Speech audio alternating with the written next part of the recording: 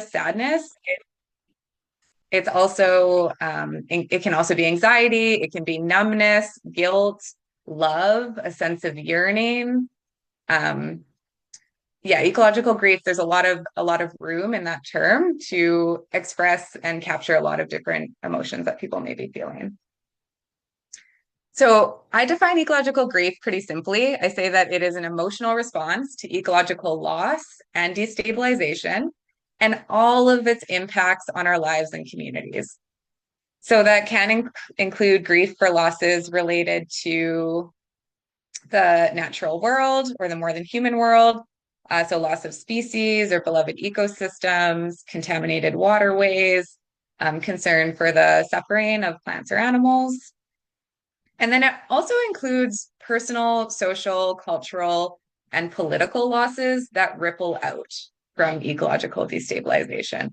So that might be loss of health, loss of future opportunities. For lots of young people, grappling with what it means to have kids or not have kids is can be a big source of grief. Loss of beloved activities, like for me, cross country skiing is something I love to do in the winter. And now, as our winters are getting warmer and with less snow, that's not always possible. And cross country skiing is not just something that I enjoy, it's also something that connects me to my personal history. It reminds me of going with my dad. It's actually a big loss to imagine a future where that might not be possible. Um, Other examples could be loss of fishing or hunting, loss of land-based or cultural identities and knowledge. And I would say that ecological grief also includes collective loss. So grief for those who are deeply impacted by climate change, who lose their homes to fires or floods, to rising sea levels, grief for the ecological injustice of those who are least responsible for climate change, often shouldering the biggest costs and the biggest burdens. And yeah, that grief for that collective injustice is a big part of it for lots of people. So sometimes ecological grief arises in response to total losses, like losing a beloved place to a wildfire or a flood. And often it actually accompanies more incremental chronic loss. So I have done some research in this topic, and a really common sentiment I heard from people was this like nagging melancholy related to losing the experience of summer being a time of ease and playfulness, because now we have this constant threat of wildfire smoke and extreme heat. You can't just plan a camping trip. Oftentimes, a time of year that we used to really be able to connect with the outdoors, we might be forced to be inside because of poor air quality. And that's not a total loss, but that kind of incremental chronic loss is also a really powerful experience of ecological grief.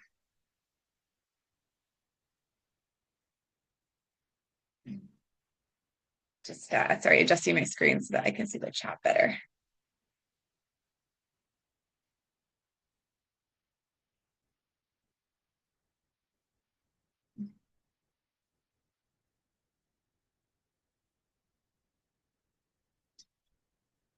Okay. So as I mentioned, ecological grief is not just one emotion. It's a complex emotion that includes many different feelings. And ecological grief is also widely experienced. It's especially common amongst people who have close relationships with the natural world, like some farmers or environmental workers or people who live rurally or indigenous people who are practicing land-based ways of living. And it also affects people who maybe don't have a particularly close relationship with the natural world, but they're worrying about their future and what the future of humanity is going to look like because of climate change. So there's a sense of existential sort of insecurity that often comes up with ecological grief as well. I have spoke with a lot of people who feel quite alone in their emotions about the climate crisis. And if that's the case for anyone here, I just want to assure you that you are actually in good company. And this is something that a lot of people are feeling.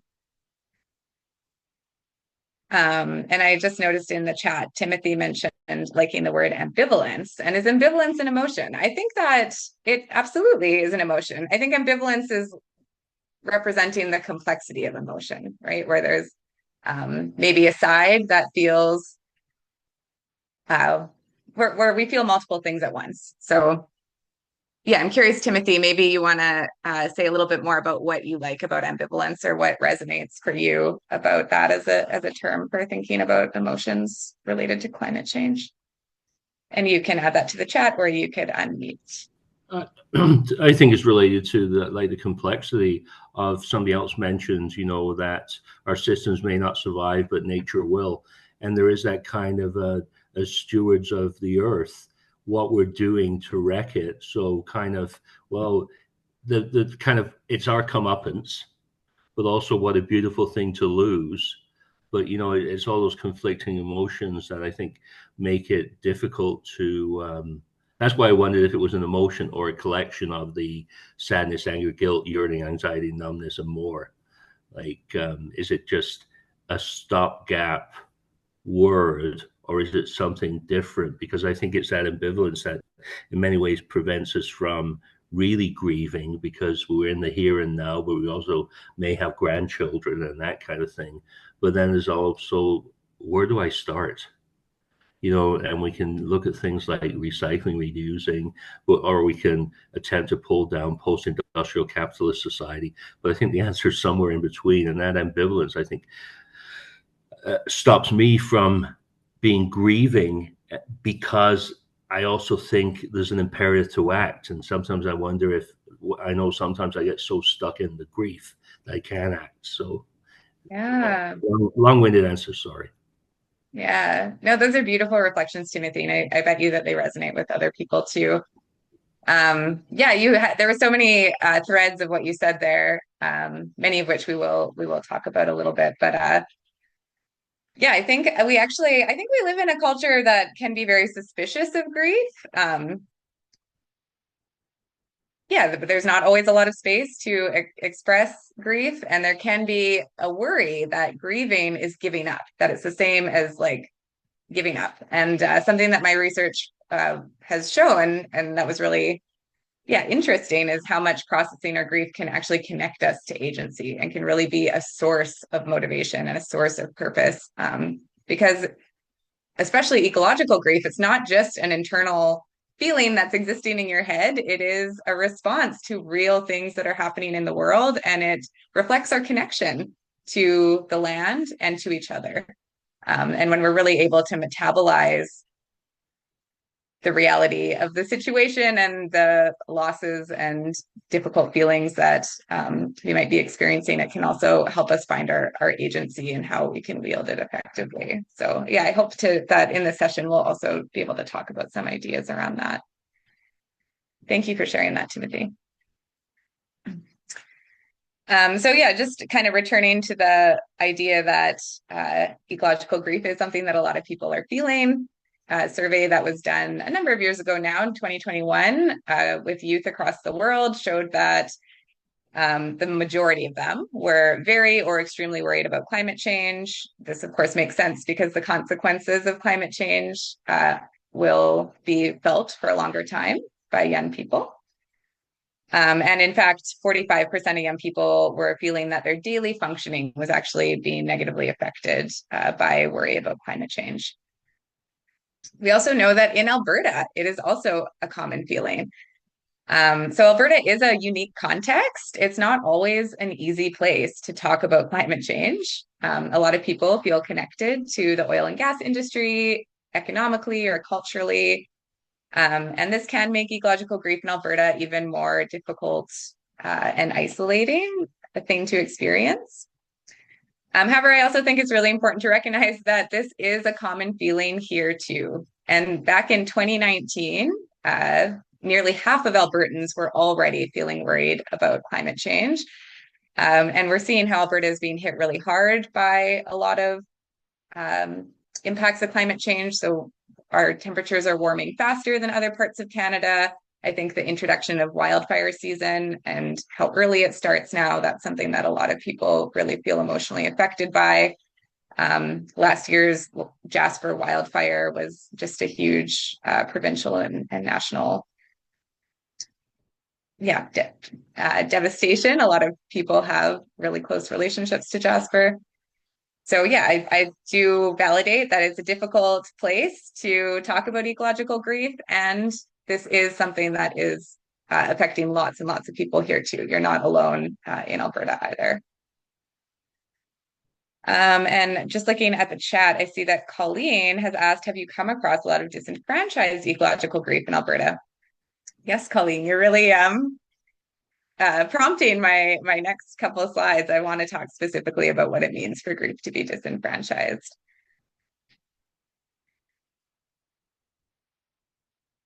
So yeah, actually, I'll just go straight to that slide to keep the thread of conversation. So I do want to talk a little bit about my research, which was focused on Alberta and on the importance of socializing ecological grief and finding ways to honor it, not just individually, but also in community with other people. And this is important because ecological grief is considered disenfranchised, which means it isn't validated or supported by the dominant culture. And as a result, people don't have scripts and rituals and community support for moving through ecological loss. So, for example, if a beloved natural place burns in a wildfire, which has happened to many people and to many places already, we don't get time off work. It's unlikely that most people are going to think to check in with us. There aren't really predetermined rituals for how to honor what that place meant to you or how to say goodbye. So I think a lot of people felt this last year with Jasper's wildfire. And just to make sense of disenfranchised grief, it can be helpful to recognize that ecological grief is not the only type of disenfranchised grief. You could also think of losing a pet or getting a divorce or having a miscarriage or terminating a pregnancy. All of these are really impactful losses that we just don't have cultural infrastructure for honoring, and people often end up facing those losses in a kind of lonely way. So one key challenge in supporting people's experience of ecological grief is finding ways to enfranchise it by sharing it, honoring it, and recognizing its impact.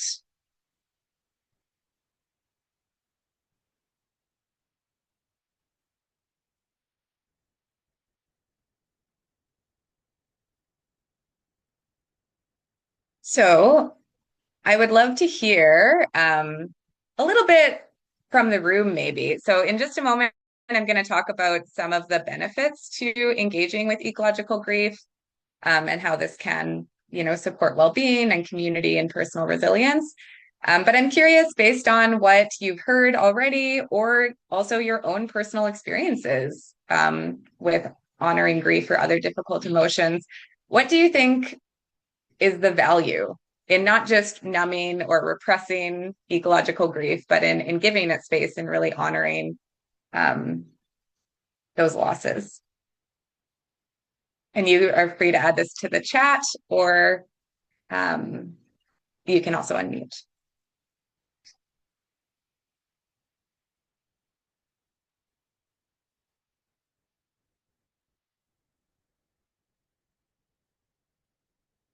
Erin, yeah. So Erin mentioned that it can normalize an otherwise overwhelming and scary shared experience. Yeah. And yeah, I think something that's really important to recognize about ecological grief is it's not a disorder. There's nothing pathological about it. It's not being too sensitive. These are reasonable and even wise responses to the losses that we're facing. And they are a way of recognizing that some of the systems that are producing these losses really need to change. So when we talk about it with others, it can be really destigmatizing. It relieves that feeling of loneliness and also connects us to the fact that our problems are shared and the solutions are also collective. Timothy mentioned that it promotes collectivity when it's not viewed as an individual issue. Oh, I love that. Yeah, that's so important.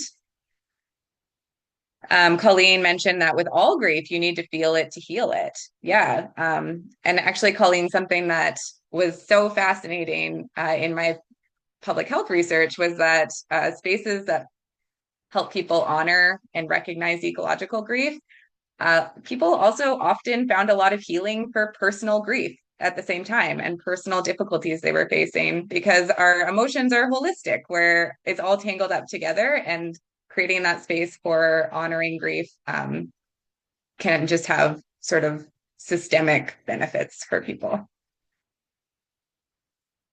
Yeah, Angela mentioned that it helps you feel less alone. Ooh, Olivia talked about getting through those emotions can be necessary to getting to a place of action. I absolutely agree with that. Yeah, lots of people recognizing that it can be very isolating experience if we are in it by ourselves.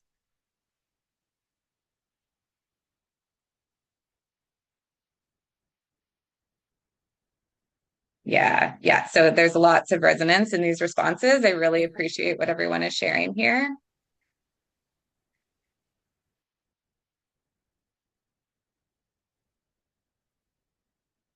Yeah, Victoria, that's a really beautiful reflection about how nature connects us to our history. So it's a way of sharing our history and processing what we've lost together. Yeah. Those are really beautiful reflections. This is very similar to what the research shows us about why honoring ecological grief can be really beneficial. So one cost of numbing grief is that it actually tends to numb all of our emotions, because, as I mentioned, we're holistic beings, and you can't really selectively turn down some emotions without turning down all of them. So we often, when we're numbing things like grief, it can also mean that we're losing access to joy, connection, aliveness, a sense of purpose. So I have heard this from many people, that feeling emotionally shut down can also just sort of make them feel like they're not fully engaged in their life. And on the flip side, grief is a really alive emotion, and it can also bring us into connection with love and joy and our values.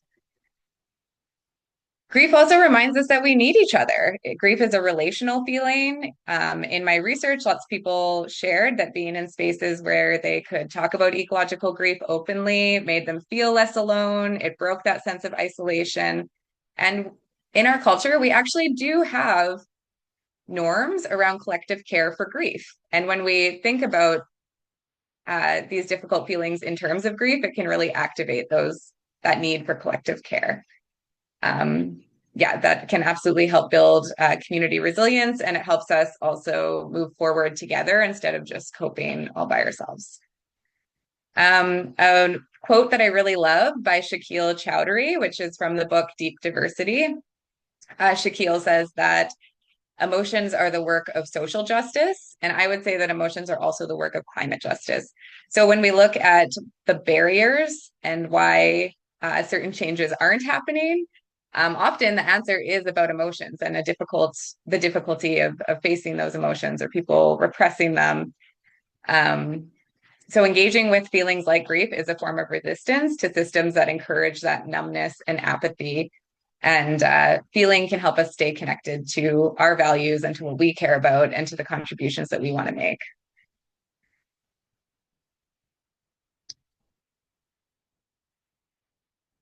Yeah, and I think this really speaks to what Timothy had mentioned earlier, where there can sometimes be a fear that grieving is giving up. But what often happens is actually the exact opposite. And by moving through that grief, that helps us to clear out some of that stagnant emotional energy that might keep us stuck. And it can help us look at a situation clearly, identify our values, identify our agency, and contribute in ways that are meaningful. So I do want to talk a little bit about some tools for building personal and community resilience. So when it comes to ecological grief, a big uh, one way to think about it is that we need ways to enfranchise that emotion. So if part of the problem is that grief is disenfranchised, how do we find spaces and opportunities to validate those feelings, to recognize them, to share them, and honor them?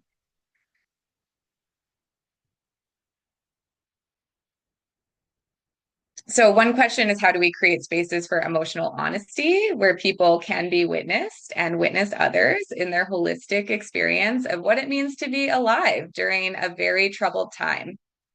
And this can look like lots of different things. It could mean accessing programs like Refugia. We do offer community programs, group programs, as well as one-on-one support related to these issues. Lots of people have experience attending climate cafes. It's a similar kind of space where there's a container and the opportunity for emotional honesty about, feelings about big issues like climate change and different issues related to that. Getting together for emotion-focused check-ins with close friends or at a workplace, having a check-in opportunity can be really helpful. Hosting a book club or listening to a podcast together that engages with emotions, climate emotions, or with climate change can also be a really helpful way to give people something to hook into in order to talk about what they're experiencing. I would say a few important considerations when it comes to these kinds of emotional spaces is that they are consensual. So it's voluntary, people don't have to participate, and that those spaces are non-judgmental. It's really important that whatever feelings and experiences are shared are witnessed and honored without trying to fix them or minimize them or change them. And this can be a little bit of a challenge because sometimes when we see people in pain, the instinct is to want to make them feel better. But somewhat paradoxically, what often makes people feel supported is just being witnessed and seen in that experience and knowing that they don't have to change, that there's nothing wrong with them. So just creating that open space for each other. I would also say that structure can be really helpful. So something I have heard people talk about struggling with is maybe you have tried to have a conversation with your friends about, the smoke on a really smoky day and the poor air quality and what it's like to look outside and see um, that orange sky and that kind of suffocating feeling of being in smoke. And it can be sometimes, I've heard people say sometimes it can spiral into not a very productive place and can feel sort of emotionally confusing. And I think one way to help that is to just put a little structure around the conversation. So having maybe reflection prompts, maybe there's a simple ritual, maybe you have a go around style where everybody has, a couple of minutes to reflect on what they're feeling. Or again, engaging with a podcast or a book can be a good way to bring structure to the conversation. Another tool that we use a lot at Refugia is rituals. So this is another beautiful way to enfranchise ecological grief. We know that archaeological evidence suggests that humans have been practicing rituals around loss and grief for tens of thousands of years. Even our Neanderthal ancestors had funeral rites. So our instinct to process loss through ritual is bone deep. Unfortunately, the dominant culture that we live in is pretty ritual deficient, especially when it comes to recognizing ecological loss. But basically, a ritual is just any kind of symbolic action that you can take to honor and externalize your emotional experience. So it could be personal, it could be community-based, but finding symbolic ways to externalize and honor what you're feeling. So something as simple as lighting a candle, saying a prayer, burying or burning something that you wish to release, or making an altar of something that you want to honor, writing a letter that you don't intend to send. All of these things can be really helpful technologies for just moving those emotions, giving them somewhere to go, and creating some catharsis. Oh, and Amy mentioned that they can confirm that archaeologists have been finding evidence of rituals for a long time.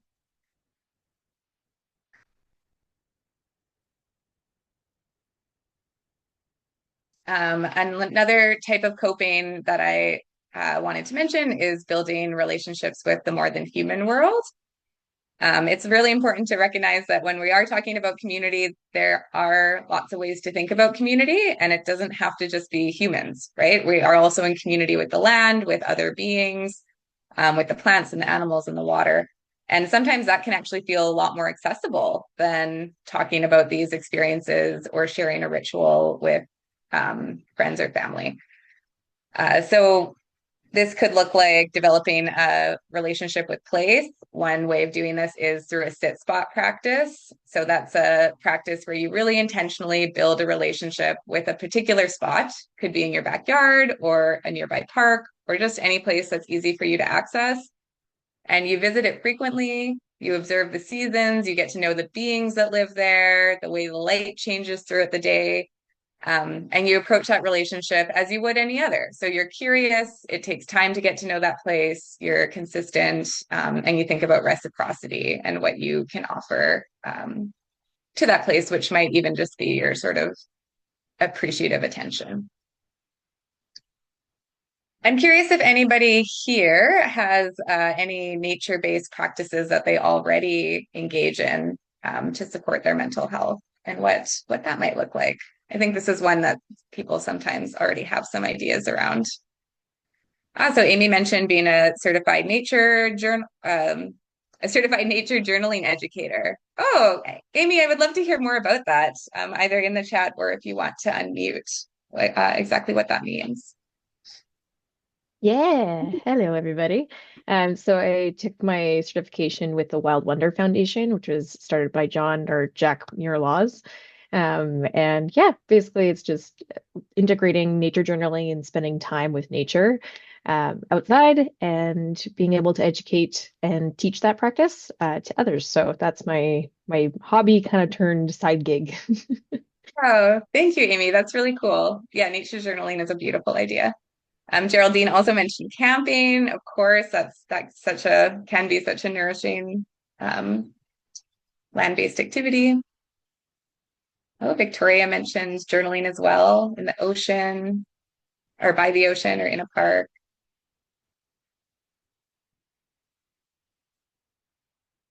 Jody mentioned gardening, which is, yeah, I think that's such a beautiful way for people to connect with the more than human world and build a really specific relationship with place and get to know the sort of life cycles and energy of other beings, like the plants in your garden or the pollinators. Abby mentioned just walking. Just walking is actually also a huge practice of mine. Walking and just sort of observing the environment. Well, feel free to continue adding things, but I really appreciate what you've shared so far. I also want to mention that research does show that collective action can be really supportive for people experiencing any kind of eco distress.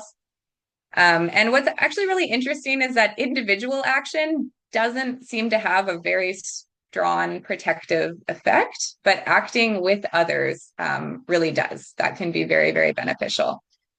So that action, what I always say is when it comes to actions that connect you to what you care about, the key thing is that it's meaningful to you. It doesn't have to look like any particular thing. It's not necessarily planning rallies or having a job that focuses on the environment or on decarbonization. I mentioned this earlier, but we call the climate crisis a polycrisis because it has many dimensions and it impacts every realm of life. And what this means is that there's so many different ways to contribute to the kind of cultural healing that needs to happen around climate change and the changes that we need to make as a society to address this issue.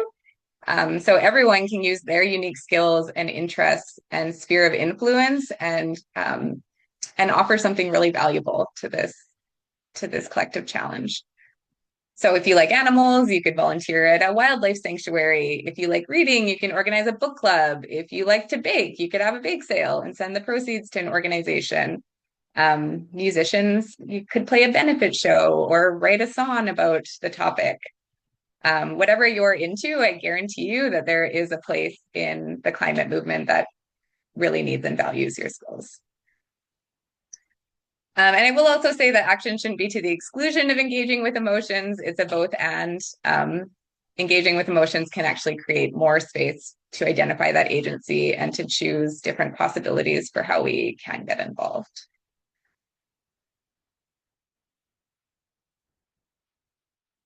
And I really appreciate also that Twyla just added that when they travel, they like to go to significant environmental places.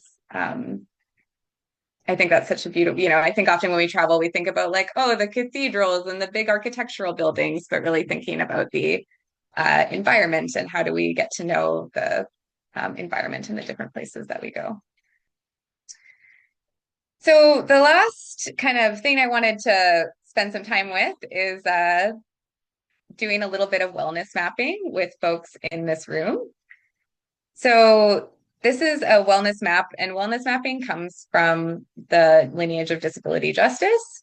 And it's a way to map ahead of time the supports and resources that are available to you, so that in a moment of having maybe difficult mental health, or a difficult time, you already have these resources brainstormed, because especially when we're in a difficult mental health space, it can be really hard to generate ideas around what we might need for support.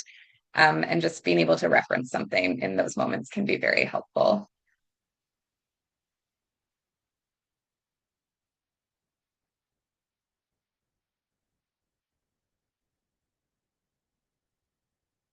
So just before we get into this, I'm just going to hop back over to the chat, because I see that Timothy has added a pretty rich question here. So getting to those constructs of connectivity, I wonder if the relationship of grief to trauma could be explored.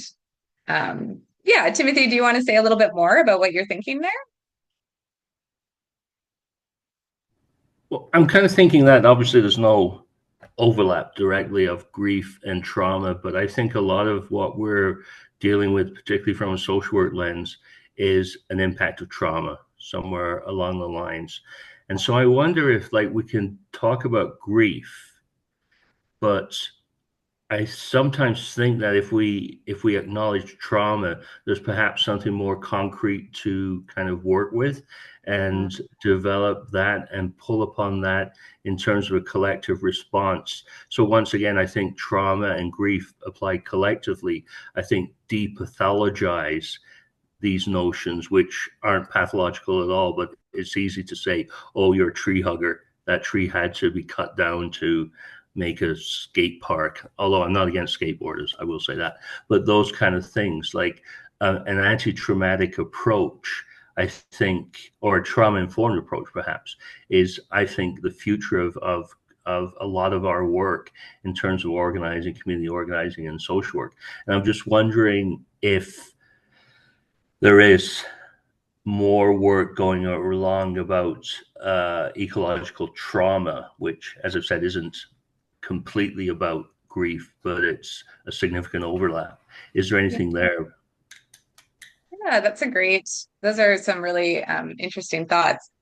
Yeah, maybe I'll see, does anybody else in the room have any ideas around maybe how to use a trauma-informed approach, or really centering what we know about trauma-informed care when thinking about grief or ecological grief?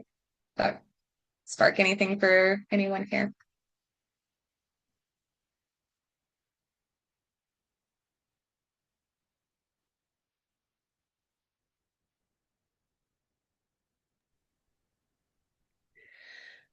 Yeah, I think just generally having an awareness that like we might all experience trauma when it comes to climate change in different ways, or ecological grief. Like um, for some people, it might be they think about like the future of their kids, and that's kind of traumatizing to think that like they might not experience what we got to experience. And then for other people, it could be more directly related to um, the things that are currently happening, or it could be things that happened in the past as well, but that trauma is kind of layered and complex. And so, yeah, just acknowledging that we all experience it, even if we're not conscientious of it. Yeah, Chantal, I really appreciate that. And I also think, Amy, you raised a great point about thinking about climate refugees and all of the trauma, the way grief and trauma are overlapping in the experience of people who are having to leave their homes because of climate change related um, destabilization, which sometimes is environmental, and sometimes it's also about all the political instability that climate change can cause. I also, something that came up for me as you were talking, Timothy, is just thinking about trauma as also a form of disenfranchised grief. And that's often what is so painful and lonely about trauma, that there's not always a bigger container um, for recognizing those losses and being able to socialize them and get support and bring them to community without judgment or a sense of stigma. So yeah, how do we enfranchise trauma as also a form of loss? And yeah, Colleen mentions being trauma informed is moving away from talking about what's wrong with you and instead what has happened to you, and really understanding the context of people's lives. I think that's great. So we do have just less than 10 minutes left. So yeah, let me think about how I want to do this. So what I am thinking is maybe we will take just a couple of moments and folks can sort of digest this wellness map. I also would encourage you to perhaps take a picture of it if this is something that might come in handy later. Can't quite remember if the slides are being distributed or not in this workshop, but if they are being distributed, you'll also get a copy of this. But maybe just take a moment to look over some of these prompts and just consider if any really stick out to you, if any are sort of juicy, something you haven't thought about, or something that would be particularly helpful to think about your resources and how you might integrate that type of coping into your life. So maybe we'll just take a couple minutes of kind of reflection on these prompts. And then if anybody wants to share sort of something that stands out to them about this wellness map, we can have a little debrief. And Angela asked, can you share it again? Are you still seeing it on the screen? No, just Oh, you. you're not. There's nothing being shown on the screen currently. I can see it.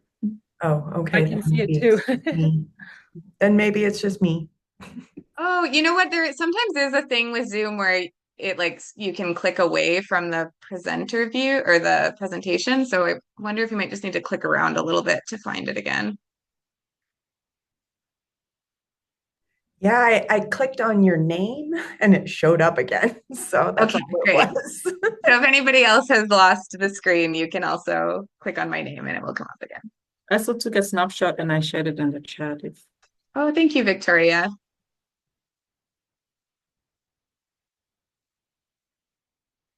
Yeah, and Amy mentioned really appreciating the use of creativity to process emotions, and that also came up when you were talking about nature journaling. That's a great use of creativity.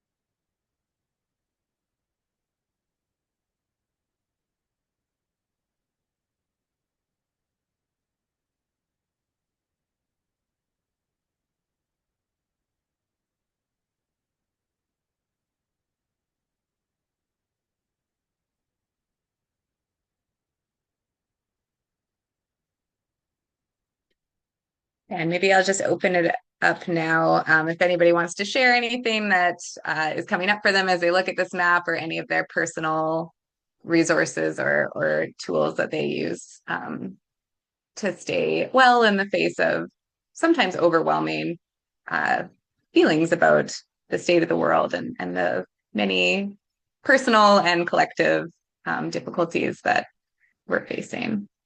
So I see that Victoria mentioned yeah, again, thinking about being trauma informed. So being reassuring and not discouraging is really important to trauma informed practice. Yeah. And I think that really applies to supporting someone with ecological grief or any form of grief. Really goes back to the importance of having space for people to share with emotional honesty and to not feel like they have to change, to not try to fix it, but to just witness and kind of be there with them in that experience.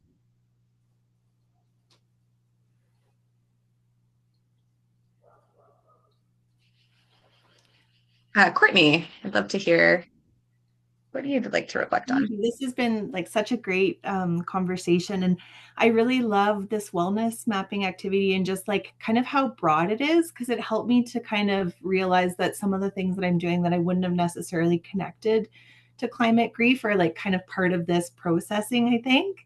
And it's really standing out to me just the image of the dandelion. This past weekend, over the past week, I've had like multiple conversations with family on this kind of like ideological battle about dandelions. And I have family who's like very militant about like, okay, one dandelion comes up on the lawn and you have to spray it with poison and it's this like terrible thing. And then I'm like growing this dandelion patch and I think trying to like reconnect with nature, and just like learning about dandelions and the medicinal benefits and making dandelion syrup with my daughter and stuff. Like I realize that I'm using them as a way to like try to reconnect. And it just is like so symbolic, I think, of the way that like capitalism and consumerism has done such a good job of like trying to trick us into thinking these things that are good for us and medicinal and like part of our connection to nature are actually like bad and toxic and ugly. Yeah, so I just like thinking about this, and the real kicker is that, so I have this dandelion patch, and on the weekend, one of my neighbors, I think probably trying to like do me a favor, but like came over and weed whacked the whole thing. So it was like, I just feel like it's like such a metaphor for all of these things that we're talking about, this like little battle of the dandelion. Yeah, so just wanted to kind of share that story, but I think that's part of the way that I'm processing in my relationship with this weed. Oh, yeah. Yeah, Victoria, that's a beautiful story. Thank you so much for unmuting and telling us about that. And I think you're right. It's symbolic of so much. The dandelion is like such a resilient plant. It's so medicinal. And it has been really demonized by capitalism. And I think there's so much that we can learn from nature and like looking to nature as a teacher, which the host of the session was speaking to in the introduction as well. Yeah, so thank you very much for sharing that. So yeah, I do encourage, oh, sorry. Oh, are you done? And it was Courtney. I'm Victoria. Oh, sorry, Courtney. Sorry, I'm looking in the chat here. Yeah, thanks for correcting me. Am I okay to share? Yes, for sure. So I was looking at the rituals that you're talking about, and with everything, we have social media, so we are very exposed to everything that's happening with the climate changes and all the things that are happening, either man-made or natural causes that is affecting our climate. And one of the things that I think we've talked about as with CDLI team and everything is how we have to take a breath and step away from social media. And sometimes we have a bit of guilt, like a guilt of, oh, if I'm not keeping up to date, I might not reposting, highlighting, but it also affect your mental health when you constantly have to take in all of that information. There's so much as human beings we can take in.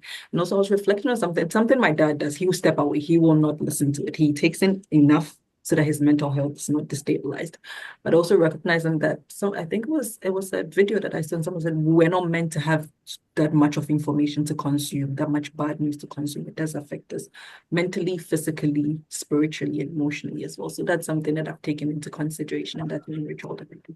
If I'm taking in too much, I step away. I would either mute the social media page that I'm following and try also not to repost so many things so that my page is not filled with a lot of negative news on climate that impacts, looking at how it would impact people who are constantly coming across my pages. Yes.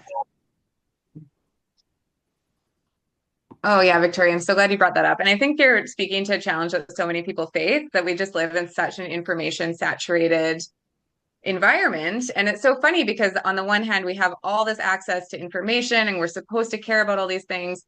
But I would say we're also living in a culture that really sort of encourages like numbness. And I think those things are connected. Like there's only so much we can really process. And when there's so much coming at us all the time, it actually disconnects us, our ability to feel.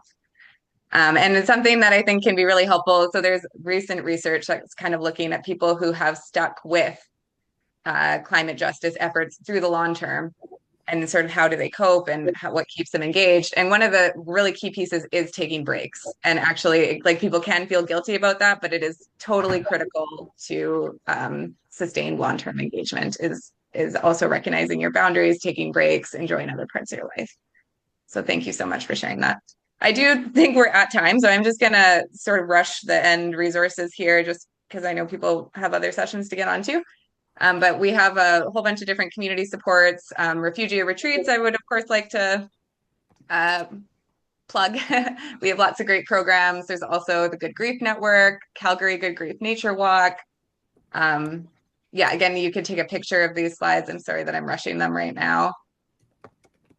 Lots of different podcasts and websites.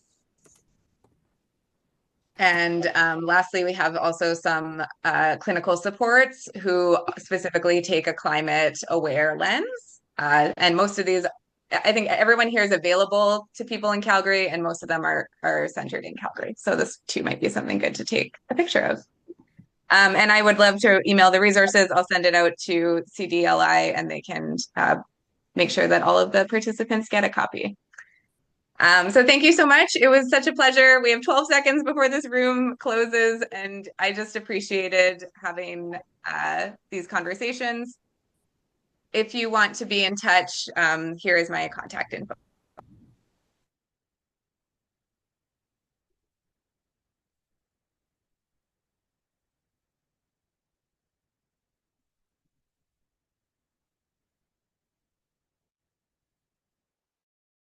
Not exactly sure how. I overrided it with